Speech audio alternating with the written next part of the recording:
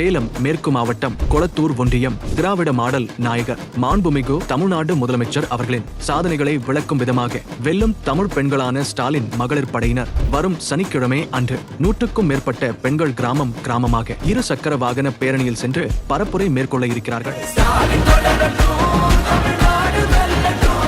ஒரு மனுஷன் வீட்டை விட்டு வெளியில் வரலன்னா ஏன்டா வெளியில் வரல அப்படின்னு இந்த பொது சமூகம் காரி துப்பி அவன்கிட்ட 4 கேள்விகளை கேட்குது. சரி போனால் போகுதுன்னு ஏதோ கல்யாணம் காது குத்து கருமாதின்னு அப்பப்போ வெளியே வந்தாலும் ஏன்டா நீ இவ கூட வெளியில் வர்ற அப்படின்னு திரும்ப 4 கேள்வி கேட்குது. சே பாருங்க, ஒருத்தன் வெளியில் வரணுமா வேண்டாமா அப்படிங்கிறதையும் இந்த பொது சமூகம் தான் தீர்மானிக்குது. அதையும் யாரு கூட தான் நீ வெளியில் வரணும் அப்படிங்கிறதையும் இந்த பொது சமூகம் தான் தீர்மானிக்குதுனாக்கா ஒரு மனுஷனுக்கு என்ன தான் இங்கே சுதந்திரம் இருக்குது அப்படிங்கிறது நமக்கு தெரியல. இந்த கேள்விகளுக்கு பதில் சொல்ல முடியாத சில தாவேக்கா ஐடிக்கள் சோசியல் மீடியாவே எனக்கு வேண்டாண்டா அப்படின்னு சோசியல் மீடியாவே லாக் அவுட் பண்ணிட்டு வெளில போயிடுச்சு. பாதி அணில்கள் பதில் சொல்ல முடியாமல் என்ன தலைவா ஓ ரேஞ்சுக்கு ஒரு கயாடு லோகரை கூட்டிகிட்டு வருவோன்னு பார்த்தோம்னாக்கா இந்த எக்ஸ்பீரியடான பீஸை போய் கூட்டு வரீங்க அப்படின்னு நாம் எதுவும் சொல்லலை, என்ன எதுவும் கடிச்சு வச்சிடாதீங்க. தாவேக்கா ஐடிக்களே போட்ட பதிவுகள் இது. அதனால் இதுகளுக்கெல்லாம் என்னால் முட்டு கொடுக்க முடியாது தலைவா அப்படின்னு ஓடி போன ஐடிக்கள் பாதி. என்ன தலைவா உன்னை எவ்வளோ ஒழுக்கமான தலைவன் எதிர்பார்த்தேன், சங்கீதா வைக்கிற குற்றச்சாட்டுகள் முழுக்க பொய், என் தலைவன் அப்படி பண்ணியிருக்கவே மாட்டான், என் தலைவன் வந்து சொக்கத்துலேயும் சொக்கம் இது சொக்க தங்கம் அவர் வந்து ஒரு 24 கேரட்டு, அவர் வந்து ஒரு 916 கோல்டு, அவர் அப்படி பண்ணியிருக்க வாய்ப்பே இல்லைன்னு முட்டு கொடுத்தனே தலைவா, என் மூளை வீங்கிற அளவுக்கு முட்டு கொடுத்தனே தலைவா, கடைசியில் எல்லாரும் மூஞ்சிலேயே கரியை பூசி அள்ளிட்டே என் தலைவா நான் எப்படி இனிமேல் உன்னை நான் முட்டு கொடுப்பேன், இனிமேல் இந்த சோசியல் மீடியா வாழ்க்கையே எனக்கு வேண்டாம், இந்த பொலிட்டிக்கல் வாழ்க்கையே வேண்டான்னு ஓடிப்போன ஐடிக்கள் பல. இப்படியாக சண்டை சச்சரவுகள் ஒரு பக்கம் சோசியல் மீடியாவில் நடக்க, இன்னொரு பக்கம் இந்த கௌசி குறுக்க வந்தால் என்ன பண்ணுவேன் அப்படின்னு ஸ்டீமன்னு ஒரு நடிகர், அவர் பேர் சொன்னால் ஞாபகம் வராது, ஒரு பழம்பெரும் நடிகர்னு வச்சுங்களேன், அந்த சேது படத்துலலாம் நடிச்சிருப்பாப்புல, விஜயனுடைய நெருங்கிய நண்பர். அதாவது திரிஷா அவர்கள் எப்படி விஜய்க்கு ரொம்ப நெருங்கிய நண்பரோ அதே போன்று ஸ்டீமன் அவர்களும் ரொம்ப நெருங்கிய நண்பர். அந்த நெருங்கிய நண்பர் ஒரு பதிவு போட்டிருப்பதாக ஒரு தகவல் பரவிட்டு இருக்கு. அது உண்மையா பொய்யான்னு நமக்கு தெரியல, பதிவு போட்டிருக்காரு அப்படின்னு பல பேரும் சொல்கிறாங்க. அந்த ஸ்டீமன் போட்ட பதிவு என்னன்னாக்கா இல்லை இதை எல்லாரும் நீங்கள் தவறாக புரிஞ்சுக்கிட்டு இருக்கீங்க, திரிஷாவுக்கும் விஜய்க்கும் இடையில இருக்கிறது நட்பு மட்டுமே தானே தவிர வேறு எதுவும் இல்லை அப்படின்னு அவர் ஒரு பதிவு போட்டிருக்காரு. அது மட்டும் இல்லாமல் நம்ம இந்த பூமர் அப்படிங்கிற பெயருக்கு ஒரு உருவம் கொடுத்தோம்னாக்கா அது யாரோட உருவமாக இருக்கும்னாக்கா நம்ம பிஸ்மியின் உருவமாக இருக்கும். அந்த பூமரின் உருவமாக இருக்கக்கூடிய பிஸ்மி அவர்கள் குறுக்கால வந்து இல்லை உங்களுக்குலாம் தெரியாது, எனக்கு தான் எல்லா விஷயமும் தெரியும், விஜய் வீட்டு கட்டில் நான் படுத்திருந்து சேகரித்த செய்திகள் பல இருக்குது அப்படின்னு சொல்லிட்டு அவர் போகிற போக்கில் விஜயனுடைய பையன் ஜேசனையே குறி வச்சு தாக்கியிருக்கிறாப்புல. இவங்க எல்லாம் சொன்னது என்ன, சோசியல் மீடியாவில் நடப்பது என்ன, விஜயும் திரிஷா வெளில வந்ததான காரணம் என்ன அப்படிங்கிற விஷயத்தை தான் இந்த வீடியோவில் நம்ம பார்க்க போகிறோம்.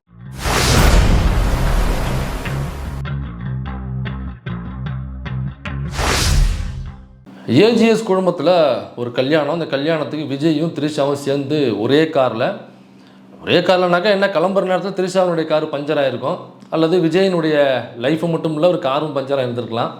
அதனால் வர்ற வழியில் லிஃப்ட் கேட்ட வந்திருக்கலாம் இல்லையா. விஜய் வந்து பாதி வழியில் நின்று ஐயா என்னுடைய வண்டி பஞ்சர் ஆகிருச்சு, பார்த்தோம்னாக்க திரிஷா அம்மா வண்டி பஞ்சர் ஆச்சு ப்ரோ எனக்கு கொஞ்சம் லிஃப்ட் கொடுங்க அவர் கேட்டு வந்திருக்கலாம். அல்லது இந்த அம்மா கிளம்புற நேரத்தில் இந்த அம்மாவுக்கு பஞ்சராக இருந்திருக்கலாம், அந்த அம்மா கை நீட்டிட்டு அம்மா என்னை கொஞ்சம் லிஃப்ட் கொடுக்க முடியுமான்னு லிஃப்ட் வாங்கிட்டு வந்திருக்கலாம். இது என்ன நமக்கு தெரியல, உண்மையில் லிஃப்ட் கொடுத்தாங்களா அல்லது சேர்ந்து தான் வந்தாங்களா வீட்டிலேருந்து ஒன்றா அப்படிங்கிற நம்ம தகவல் தெரியல. நேற்று பரவிய வீடியோ வச்சு பார்க்கும்பொழுது அந்த ஏஜிஎஸ் குழுமத்தில் நடந்த கல்யாணத்துக்கு இந்த 2 பேரும் சேர்ந்து ஒன்றாக வந்து இறங்கியிருக்கிறாங்க. ஒரே காரில் மட்டும் இல்லை, காஸ்டியூம் முதற்கொண்டு ஒரே கலரில் மேட்சிங் காஸ்டியூமோட வந்து இறங்கியிருக்கிறாங்க. அதை பிஆர்வுக்குள்ளே எடுத்தது வைரல் பண்ணி நேற்று சோசியல் மீடியா முழுக்க பயங்கர வைரலாக சுற்றி கொண்டு இருந்தது. பல தாவேக்கா ஐடிக்கள் சோசியல் மீடியாவை விட்டே விலகி ஓடிருச்சு. பல அணில் குஞ்சுகள் இல்லை என்னால் இதுக்கு மேலே என்னால் முட்டு கொடுக்க முடியாது அப்படின்னு பல ஐடிக்கள் ஓடிருச்சு. அப்புறம் சங்கீதாவை குறித்து அவங்க விஜய் மனைவி கேள்வி வைக்கும் பொழுது, அவங்க அந்த டிவோர்ஸுக்கான புகார் கொடுக்கும் பொழுது, அதை விவாதிக்கும் பொழுது சங்கீதா அவர்களை மோசமாக ஆபாசமாக பேசிய ஐடிக்களை இல்லை நான் பேசுனதெல்லாம் தவறு தான், என் தலைமை யோக்கியன்னு நினச்சேன், ஒழுக்கமானவன் நினச்சேன், ஆனால் இவ்வளவு தரங்கட்ட ஒரு நபராக இருப்பான் அப்படிங்கிற எதிர்பார்க்கல அப்படின்னு சொல்லிட்டு பல ஐடிகள் ஓடி போச்சு. இது ஒரு பக்கம் இருந்தாலும் இன்னொரு பக்கம் முக்கியமாக கவனிக்க வேண்டியது, நம்ம குறுக்க கௌசிக் வந்தால் என்ன பண்ணுவாங்க, நம்ம ஸ்டீமன் அவர்கள் குறுக்க வந்து நின்னாப்புல. ஸ்டீமன் யார் அப்படின்னாக்கா தெரிஞ்சிக்க வேண்டிய அளவுக்கு ஒன்றும் பெரிய பிடிங்கி கிடையாது, இருந்தாலும் சொல்கிறேன். ஸ்டீமன் வந்து விஜய் அவர்களுடைய நெருங்கிய நண்பர். ஸோ அவர் குறுக்க வந்து என்ன ஒரு போஸ்ட் போட்டிருப்பதாக என்ன நியூஸ் கார்டு பரவிட்டு இருந்தாங்க. உண்மையிலேயே இந்த போஸ்ட் ஒரு போட்டாரா இல்லையாங்கிறது நம்ம தெரியல. ஏன்னா நானும் சோஷியல் மீடியாவில் போயிட்டு தேடி பார்த்தேன், ஸ்டீமன்னு போட்டேன், மண்ணு ஸ்டீனு போட்டேன், எது போட்டாலுமே வரமாட்டேங்குது அவருடைய ஐடி. அவர் போட்டதாக சோஷியல் மீடியாவில் பரவிக்கிட்டு இருக்கு. எல்லாரும் நீங்கள் விஜய் த்ரிஷாவுடைய நட்பை வந்து ரொம்ப மோசமாக சித்தரித்து ஆபாசமாக பேசிக்கிட்டு இருந்தீங்க. ஆனால் விஜய் த்ரிஷாவுடைய நட்பு என்பது பாருங்கள் இன்றைக்கி ஓப்பனாக வெளியில் வந்து என்ன டிக்ளேர் பண்ணுறாங்கனாக்கா இது சமூகத்துக்கு ஒரு ஸ்டேட்மெண்ட்டை அவர் சொல்ல வருகிறார். அந்த ஸ்டேட்மெண்ட் என்னன்னாக்கா த்ரிஷாவும் விஜயும் இவங்க 2 பேருக்கு இடையில இருப்பது நட்பு மட்டுமே தான், ஒரு நல்ல நட்புணர்வு அப்படிங்கிறத ஸ்ரீமன் அவர்கள் ஒரு போஸ்ட் போட்டு தெரிவிச்சிருக்கிறாப்புல. சரி, ஓகே, இந்த போஸ்ட் அவர் போட்டாரா இல்லையாங்கிறது நமக்கு தெரியல. ஒருவேளை போட்டார் அப்படின்னு வச்சுப்போன்னா இந்த மாதிரி போஸ்ட்டுகள் போடுவதற்கு வாய்ப்பு இருக்குது. ஏன்னா இப்படியாப்பட்ட ஆளுகள் இந்த மாதிரி போஸ்ட்டுகள் தான் போடுவாங்க. அவங்க ஆளை பார்த்தாலே தெரியும், முகரையை பார்த்தா நம்ம கண்டுபிடிச்சோம்னு வைங்களேன். அப்போ இந்த போஸ்ட் போட்டிருக்காருன்னு நம்ம வச்சுப்போம். இப்போ 2 பேருக்கு இடையில இருந்தது ஒரு ஃப்ரெண்ட்ஷிப் தான் அப்படின்னு சொல்கிறார். சரிப்பா, அவங்க ஃப்ரெண்ட்ஷிப்பாக தான் இருக்கிறாங்க, அதை தாண்டி வேறு எந்த ஒரு ரிலேஷன்ஷிப்பும் அவங்களுக்கு கிடையாது. சங்கீதா அவர்கள் வச்ச குற்றச்சாட்டு பொய் அப்படின்னு நம்ம வச்சுப்போம்.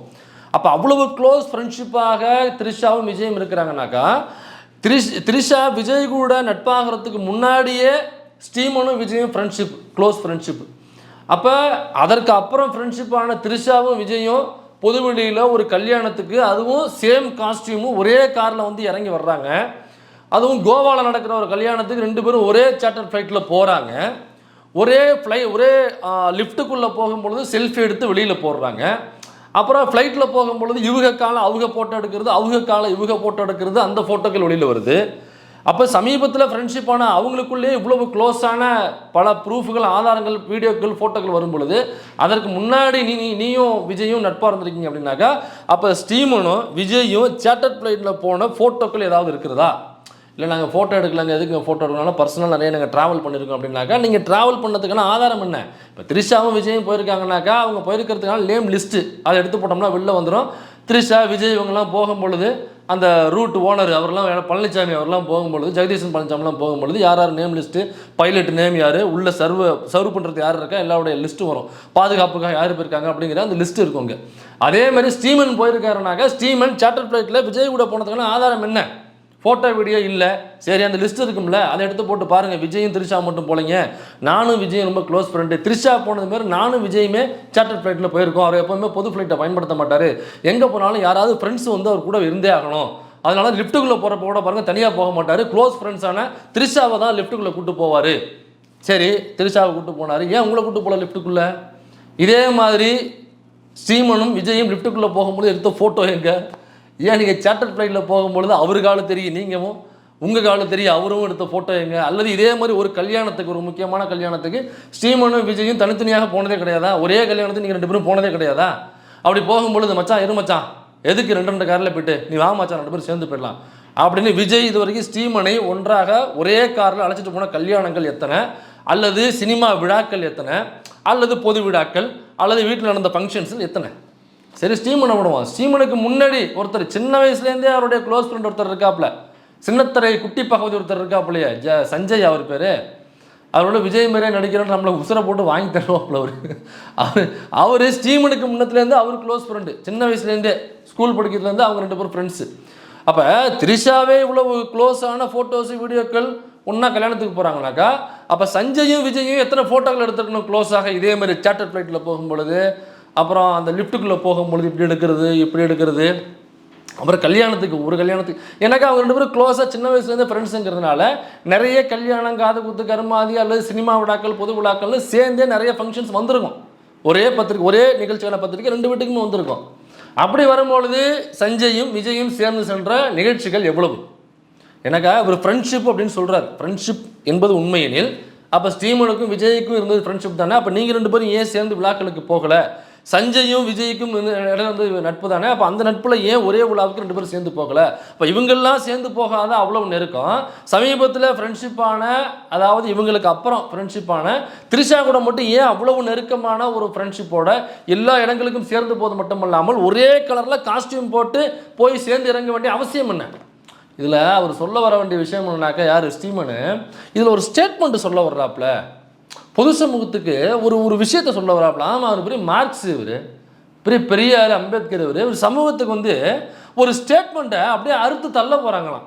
என்ன ஸ்டேட்மெண்ட்னா, யாராவது இந்த மாதிரி ஒரு ஒரு திருமண உறவில் அதை தாண்டி மனைவிக்கு பிடிக்காமல் அல்லது மனைவிக்கு தெரியாமல் வேறு ஏதாவது உறவுகள் இருக்கும் பொழுது, அல்லது வேறு ஏதாவது வெளியில் கனெக்ஷன்ஸ் இருக்கும் பொழுது, அதை ஒரு பிரச்சனையாகும் பொழுது அந்த கனெக்ஷனை கூப்பிட்டு பொதுவெளிக்கு வர்றதா தலைமை சொல்கிற ஸ்டேட்மெண்ட்னு சொல்ல வர்றாப்லையா?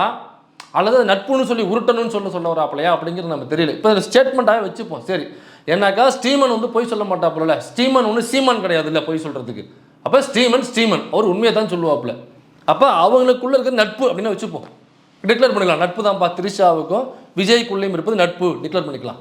சரி, இப்போ விஜயனுடைய மனைவி சங்கீதா ஒரு புகார் கொடுத்தாங்களோ டிவோர்ஸ் வேண்டி. அப்போ அந்த டிவோர்ஸ் வேண்டி கொடுத்த புகாரில் என்ன இருந்துச்சுனாக்கா, ஒரு நடிகையோட இவருக்கு ஒரு உறவு இருந்துச்சு, அதை நான் கண்டுபிடிச்சிட்டேன் அப்படின்னு சொன்னாங்க. இப்போ கண்டுபிடிச்சிட்டோன்னாக்கா சந்தேகத்தோட நீங்கள் எதுக்கு இத்தனை மணிக்கு வர்றீங்க, நீங்கள் இத்தனை மணிக்கு யார்கிட்ட ஃபோன் பேசிட்டு இருக்கீங்க அப்படிங்கிற சந்தேகம் இல்லை. அவங்க அதை கண்கூட பார்த்துருக்காங்க, ஏதோ சில சம்பவங்களையோ அல்லது சில விஷயங்களையோ பார்த்துருக்காங்க. அந்த பார்த்ததன் அடிப்படையில் அவங்கள கேள்வி எழுப்பும்போது விஜயை ஒத்துக்கிட்டு இருக்காரு, ஆமாம் அப்படின்னு ஒத்துக்கிட்டு இருக்காரு.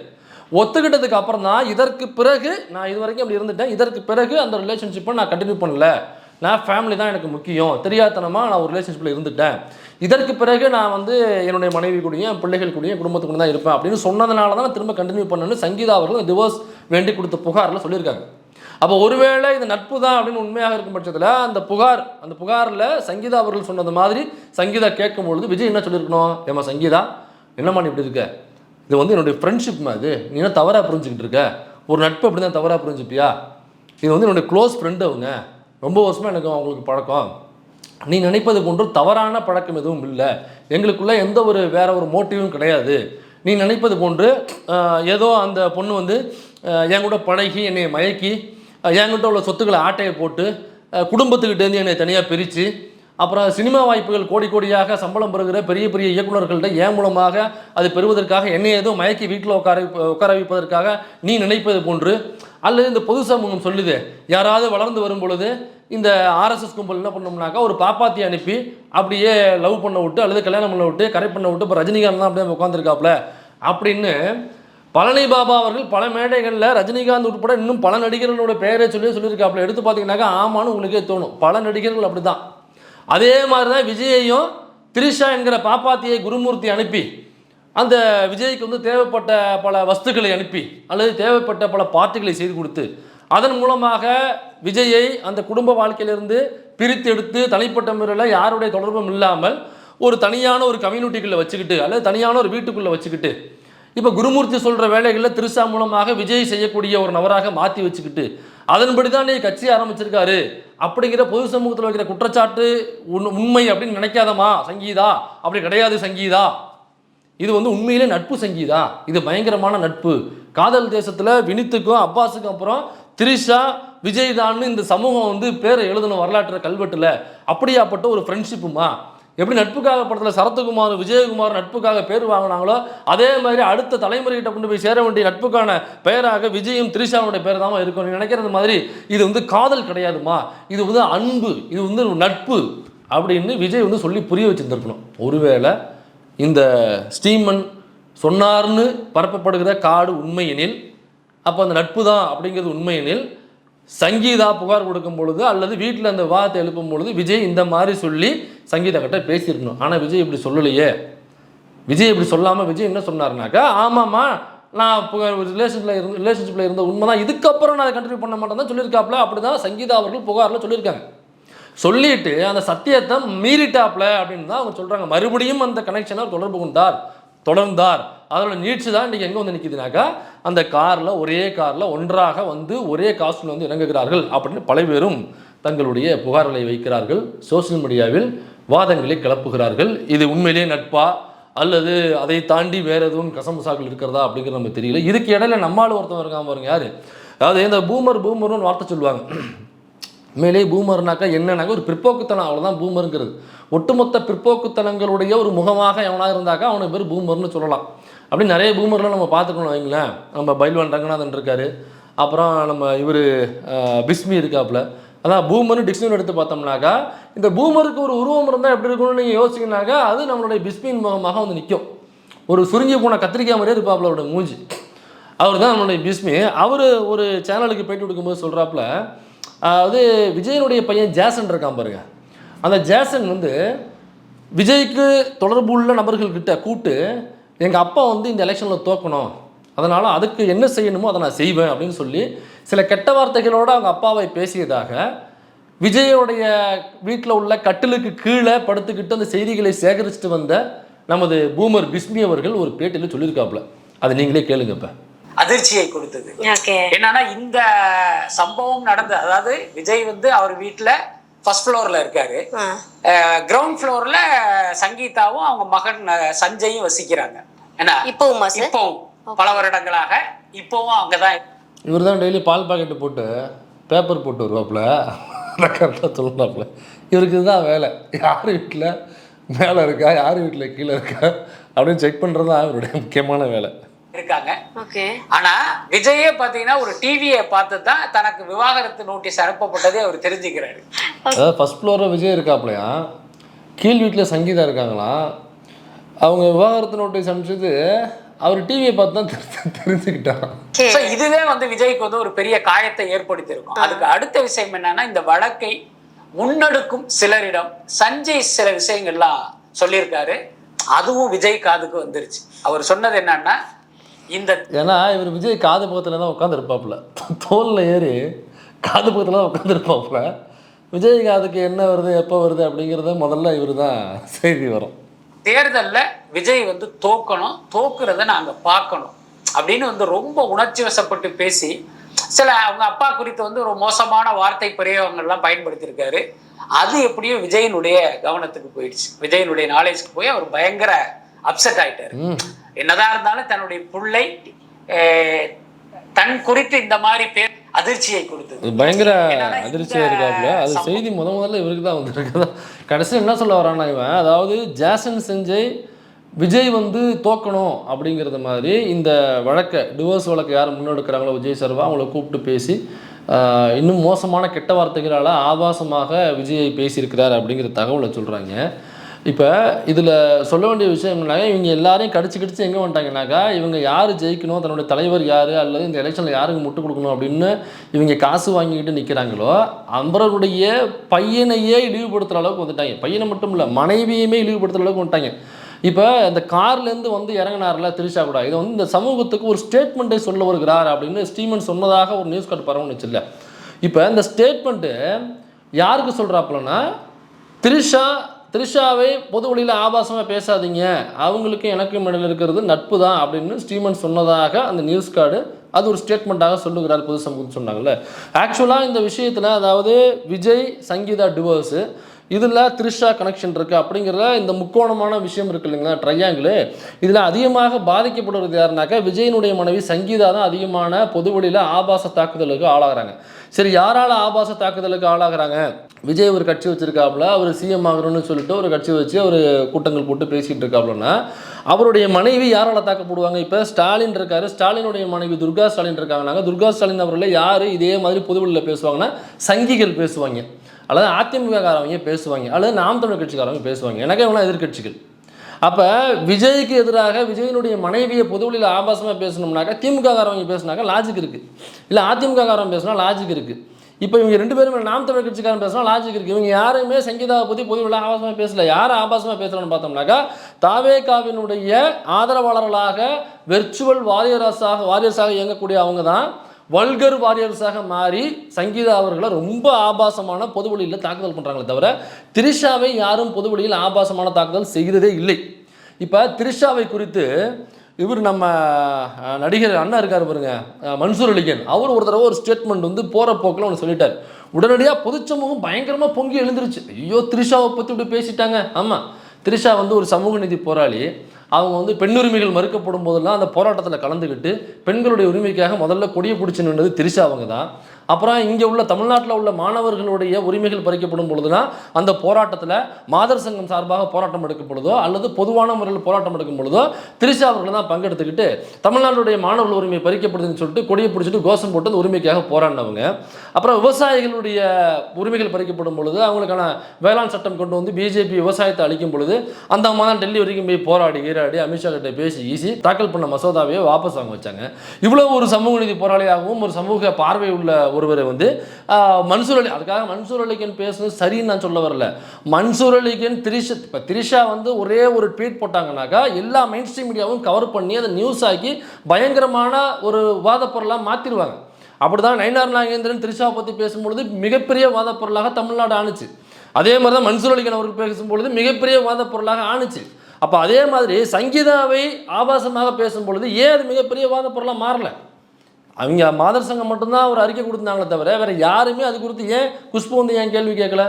ஏன் மற்ற அமைப்புகள்லேருந்து ஏன் அது கேள்வி கேட்கல? மெயின் ஸ்ட்ரீம் மீடியாஸ் அதை ஏன் டிபேட்டாக மாற்றலை? த்ரிஷாவுக்கு வந்தால் மட்டும்தான் ரத்தமா? இப்போ சங்கீதாவுக்கு வந்தால் ரத்தம் இல்லையா? தக்காளி சட்னியா?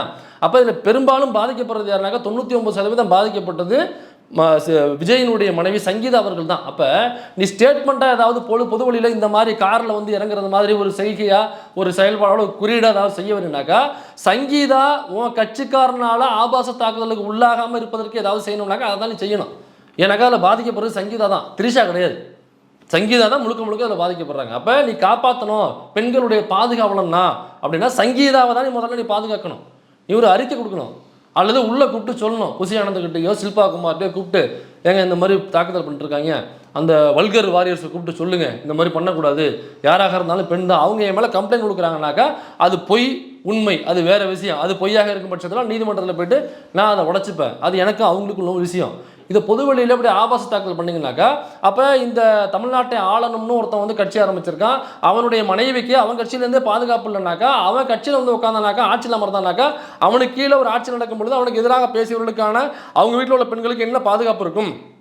தமிழ்நாட்டில் உள்ள பெண்களுக்கு இந்த வர்ச்சுவல் வாரியர்ஸ் ஏதாவது பிரச்சனை பண்ணாங்கனாக்கா அப்போ அந்த கட்சி வேடிக்கை பார்க்குமா, அந்த அரசு வேடிக்கை பார்க்குமாங்கிற கேள்விகளும் அப்போ இது மிகப்பெரிய விவாத பொருளாகும். தயவு செஞ்சு சொல்லி ஆஃப் பண்ணுங்க அப்படின்னு சொல்லி நீ உன் மனைவியின் மீதான ஆபாச தாக்குதலை உன் கட்சிக்காரன் பண்ண விடாமல் தடுப்பதற்கே உனக்கு வக்கு இல்லை.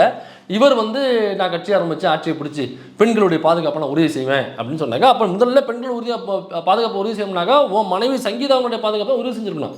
இப்போ ஜாசன் மேட்ருக்கு வருவோம்.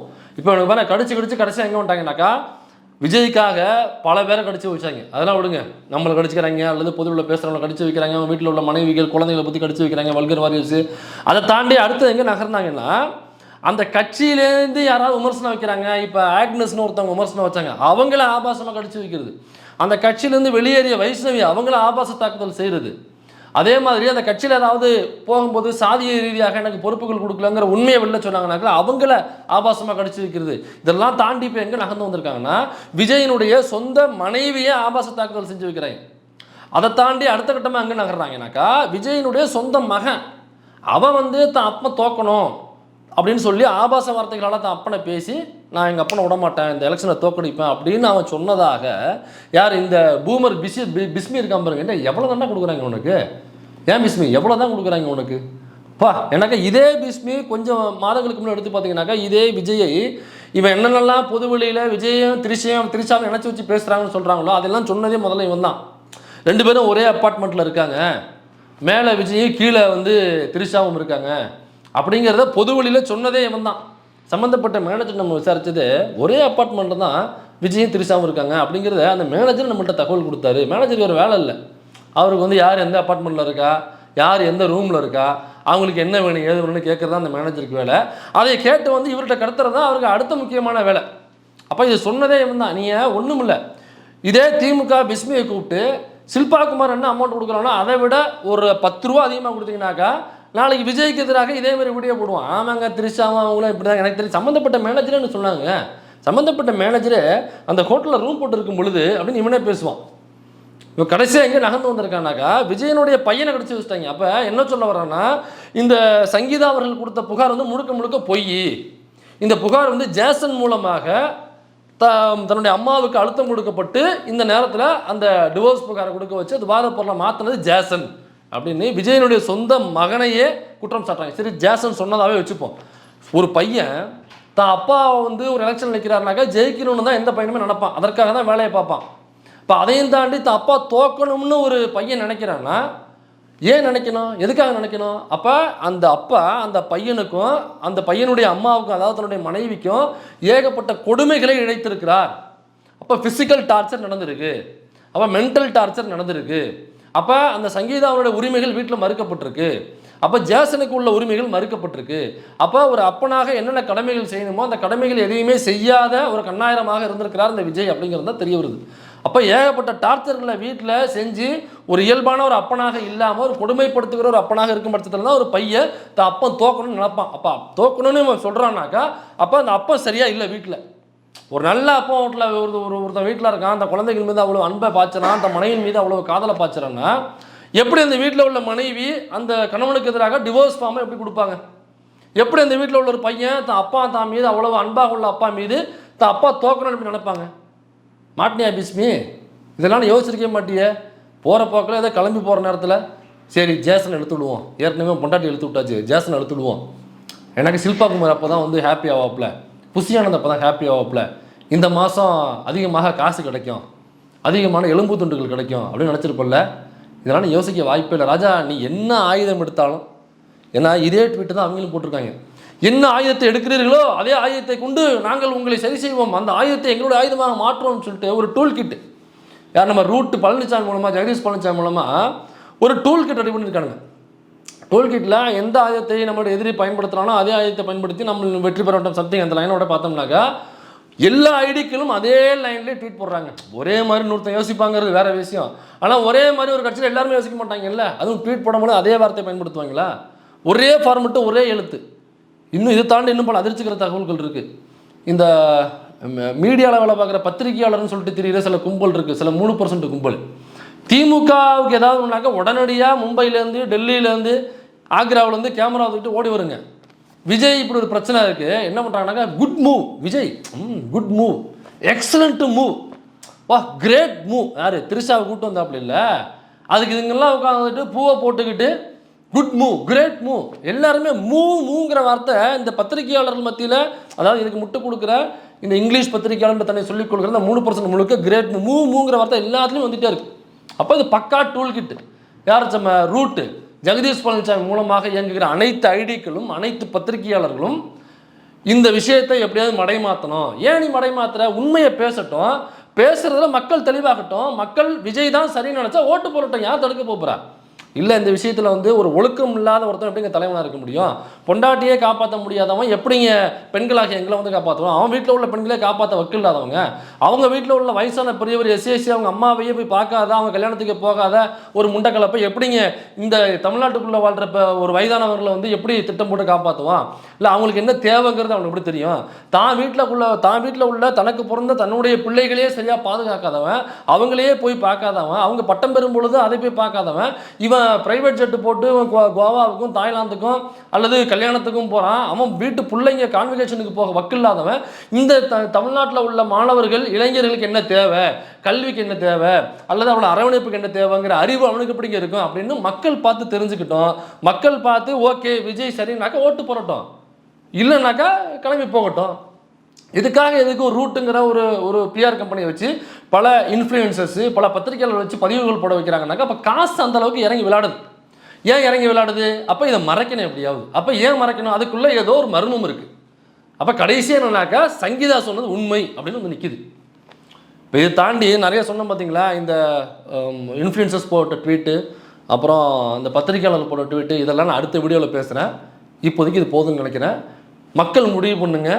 இவன் ஒழுக்கமானவன் ஓட்டு போடலானாக்கா போடுங்க, இல்லை இவன் பொண்டாட்டியை வச்சு காப்பாற்ற, பிள்ளைகளை வச்சு காப்பாற்ற, அல்லது தன்னுடைய பெற்றோரை வச்சு காப்பாற்ற வக்கு இல்லாத ஒரு நாய் எப்படிங்க தமிழ்நாட்டை காப்பாற்ற நினச்சிங்கனாக்கா ஓட்டு போடாதீங்க.